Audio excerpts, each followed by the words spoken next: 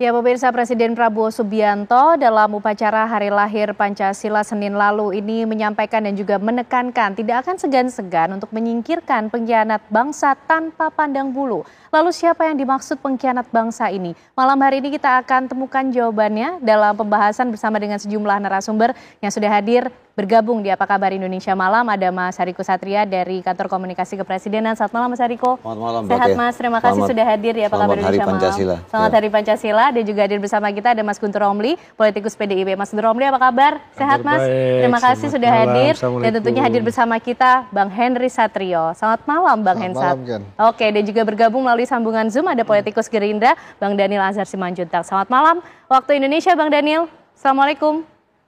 Selamat sore selamat siang waktu Makkah, selamat malam waktu Indonesia Mbak Ken. Oke, dan kawan-kawan yang di studio. Ya, kalau mencari tahu makna yang disampaikan oleh Presiden Prabowo Subianto, nampaknya PCO harusnya juga tahu nih Mas Hariko siapa yang dimaksud pengkhianat bangsa oleh Pak Prabowo dalam sambutannya di upacara Hari Lahir Pancasila.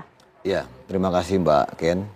Jadi Presiden kita Bapak Prabowo Subianto itu menempatkan kesetiaan terhadap bangsa dan negara itu jauh sekali di atas kesetiaan terhadap dirinya secara pribadi. Makanya Presiden mengatakan kepada seluruh anggota Kabinet Merah Putih, jangan setia terhadap Prabowo Subianto, tapi setialah terhadap bangsa dan negara. Itu terus-menerus diluruskan cara berpikir kita semua. Kemudian penekanan Presiden adalah jangan sampai korupsi. Jangan sampai uang rakyat ini digunakan untuk kepentingan pribadi. Itu terus-menerus disampaikan oleh Presiden. Karena Presiden kita benar-benar tidak ingin orang-orang yang sudah dipilih oleh beliau ini menyakiti hati masyarakat. Ini korupsi. Karena korupsi ini kan mengerikan sekali. Kalau kita lihat 20 tahun terakhir, dari tahun 2004 sampai tahun 2024, itu lebih kurang ada 618 kasus korupsi yang melibatkan pemerintah daerah. Ada 167 kepala daerah yang terjerat kasus korupsi. Oleh karena itu, Presiden terus-menerus mengatakan, bersihkan dirimu sebelum masyarakat yang membersihkan kita. Dan program-program ini kan jumlahnya besar sekali uangnya. Ya. Dan kita bersyukur ya hari ini cek kesehatan gratis sudah 7 juta orang yang menerima manfaat. Makan bergizi gratis, tahu sendiri anggarannya cukup besar. Dan sekarang sudah 4,5 juta orang yang menerima manfaat. Kemudian juga ada sekitar 1.500-an dapur, 65.000 orang sudah bekerja, dan 10 juta orang sudah mendapat 10 juta orang tua sudah merasakan manfaatnya. Presiden Prabowo Subianto terus menekankan itu, tapi ditahan dulu Mas Hariko. Coba kita tanya juga ke Bang Daniel. Bang Daniel, kalau melihatnya siapa sih yang dimaksud oleh Pak Presiden Prabowo Subianto yang disampaikan pengkhianat bangsa, tidak setia kepada negara, dan lagi-lagi kemudian mengingatkan jangan bermain-main kepada siapa saja yang coba-coba untuk menyelewengkan anggaran? Iya, sebenarnya ini adalah keresahan Pak Prabowo sejak lama ya. Pada satu momentum Pak Prabowo pernah berdiskusi dengan kami terkait dengan Pancasila. Beliau menyampaikan apakah sebenarnya Pancasila kita ini hadir sebagai ideologi bangsa atau sekedar pajangan sebagai propaganda, pidato dan sebagainya. Kenapa? Karena ini yang harus kemudian kita evaluasi terus-menerus.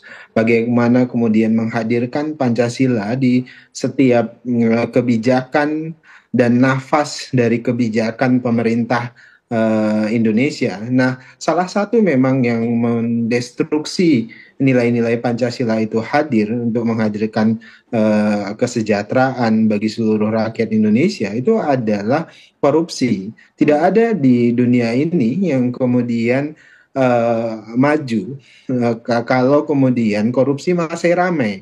Dan itu yang selalu menjadi keresahan Pak Prabowo. Bahkan ketika Pak Prabowo menjadi Menteri Pertahanan, beliau menemukan banyak praktek-praktek rente, perburuan rente yang masih dipraktekkan pada saat itu. Pun demikian pada saat ini. Keresahan-keresahan itu kemudian dimanifestasikan Pak Prabowo ketika beliau menjadi presiden pada saat ini.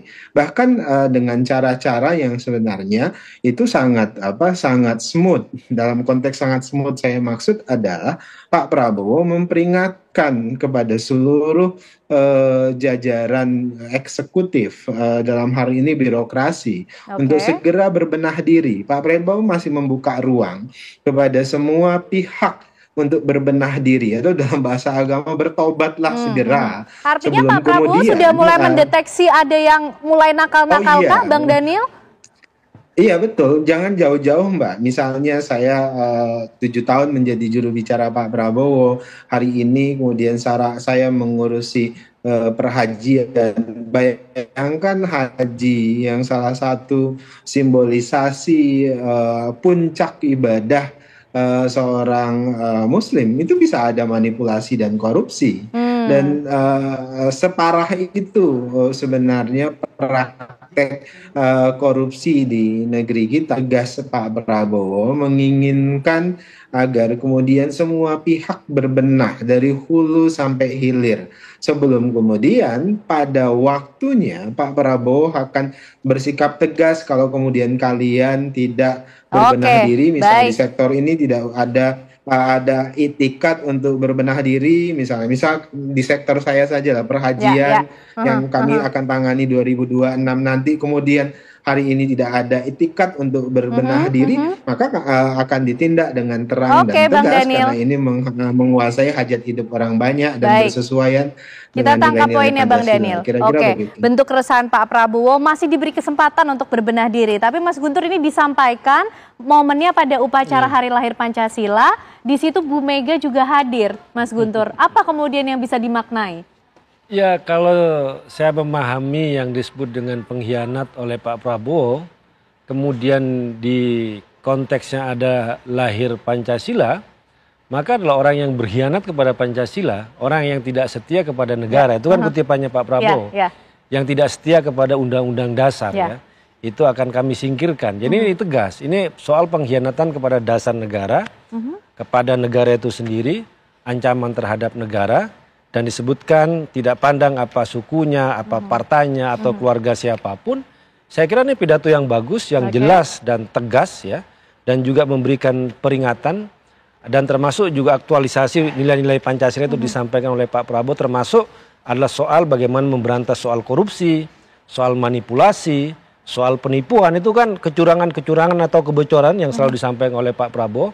Jadi pidato yang menurut kami itu pidato yang sangat bagus, memberikan peringatan, dan jelas ini konteksnya adalah hari lahirnya Pancasila sebagai dasar negara kita, sebagai yang mempersatukan kita, bahwa segala ancaman terhadap Pancasila, terhadap negara, terhadap keutuhan bangsa, yaitu yang akan disingkirkan oleh Pak Prabowo. Kami memahaminya seperti itu. Kalau secara khusus kemudian dalam hubungan atau kaitannya dengan Bu Mega sebagai Ketua Umum dari PDIP juga, Mas Guntur, seperti apa? Ya, kehadiran Ibu Megawati itu kan untuk semakin memperkuat bahwa ini adalah momen kenegaraan, ya. Ini memperingati hari lahir Pancasila, bahwa lahirnya Pancasila itu tidak bisa dipisahkan dari pidato Bung Karno pada tanggal 1 Juni 1945. Dan kita tidak bisa memahami Pancasila tanpa memahami secara utuh pidatonya Bung Karno, dan Pak Prabowo secara bagus yang saya sampaikan tadi mengaktualisasikan nilai-nilai Pancasila untuk saat ini, dan karena itu adalah dasar negara kita, dan juga Ibu Megawati juga hadir sebagai Ketua Dewan Pengarah BPIP dan juga sebagai Ketua Umum dari PDI Perjuangan yang selama ini juga memperjuangkan selama puluhan tahun lahirnya Pancasila 1 Juni pada tahun 1970 sempat dilarang oleh Orde Baru, baru diresmikan sebagai peringatan resmi oleh negara pada tahun 2016. Jadi momen kenegaraan itulah menurut kami menunjukkan adanya satu visi lah, ya juga di situ. Bang Hensat, Siapa sih yang dimaksud oleh Pak Prabowo ini pengkhianat bangsa? Sepertinya Pak Prabowo sudah berkali-kali menyampaikan keresahannya, sudah begitu geramkah? Bahkan tadi Bang Daniel juga menyampaikan, oh iya sepertinya sudah ada yang mulai dideteksi nih, nakal-nakalnya gitu. Diberi kesempatan untuk berbenah. Ya, saya nggak tahu ya siapa dia ya. Kalau disuruh nyebut nama mah nggak ngerti, tapi Pak Prabowo saya yakin Ya udah nggak punya usah sebut lah. nama, tapi mungkin dari kalangan mana begitu?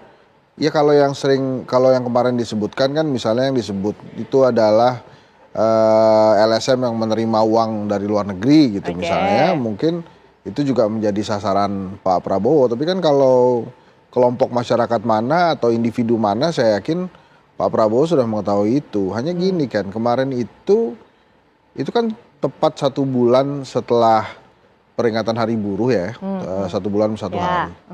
Waktu Hari Buruh itu gestur mimik Pak Prabowo kan santai tuh.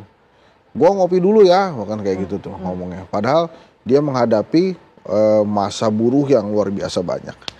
Tapi kemarin kan gestur dan mimiknya itu serius kan. Oke. Artinya Bahkan apa, Bang? dia mengatakan ini kalau macam-macam saya tindak nih. Gitu ya. Kemudian jangan Anda berpikir negara nggak ada. So artinya dia memahami sekarang ada sebuah eskalasi yang dia harus tegas nih kepada kelompok-kelompok yang dia maksud atau orang-orang atau individu yang dia maksud. Entah siapapun itu, yang jelas kalau dari komunikasi politiknya memang dia melihat ada satu yang urgent yang harus disampaikan. Ini juga berlawanan sebetulnya bila kita mundur lagi ke belakang ke acara para pemret yang mengatakan dia sangat puas terhadap para menterinya.